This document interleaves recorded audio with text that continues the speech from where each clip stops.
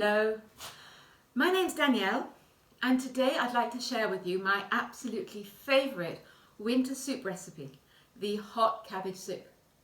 So for this you need, surprise surprise, one big cabbage. I like green or white, don't like to use red so much because the flavour is very different. It's sweeter so it needs lots more support. So one big green or white cabbage. Now you chop it up into chunks. A bit like that. Put it into a steamer. Depending how large your cabbage is, you may need a 3-tiered one.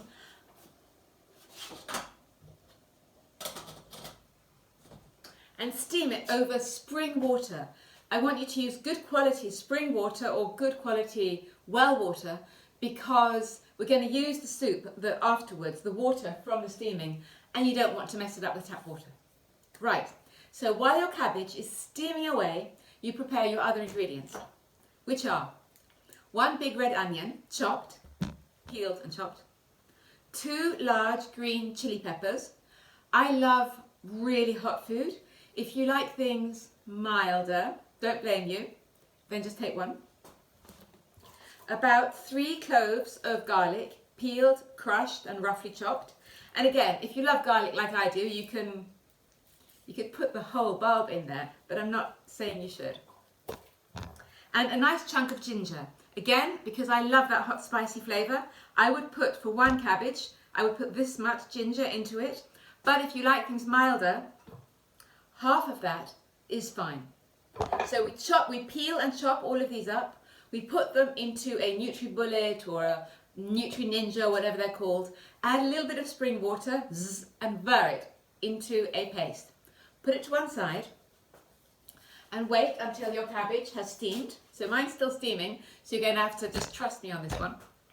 Let it cool down a bit and then also nuke the cabbage in the NutriBullet.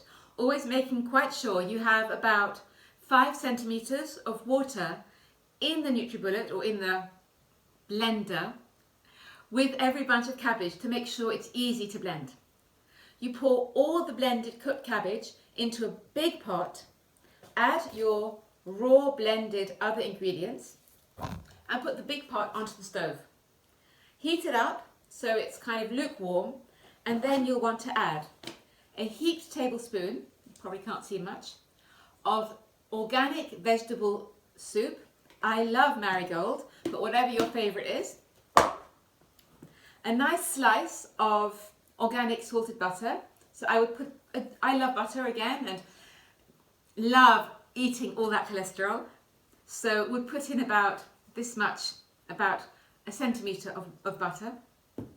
And when the soup is fully boiled and you've pulled it off the stove, pulled out however much you would like to serve, grate some nice hard Italian cheese on top before serving. Now, for the health benefits.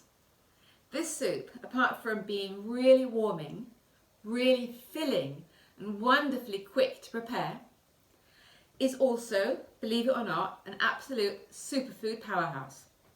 Cabbage, the main ingredient, is very rich in a lovely compound called sulforaphane, which has been shown in many clinical studies, whether they're fringe or whether they're mainstream, to be very protective against cancer and to even help people get over cancer once they've got it.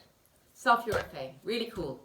If you're keen on that compound, you can also buy yourself some broccoli seeds and sprout your own raw broccoli, because fresh broccoli sprouts, maybe about that long, which will be probably after 3-4 days of sprouting, apparently have the highest level of sulforaphane of any plant or any product out there.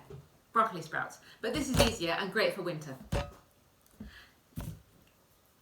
Green chili peppers, and the same goes for red ones, yellow ones, other colours. They're very rich in an ingredient called capsicum, which is supportive of eye health. It's supposed to make your brain work better, make you think sharper. It really helps the blood flow, so helps with circulatory issues, and it's very anti-inflammatory. So if you have knee joint issues or hip joint issues, as many of us do, this is a darling. Fabulous.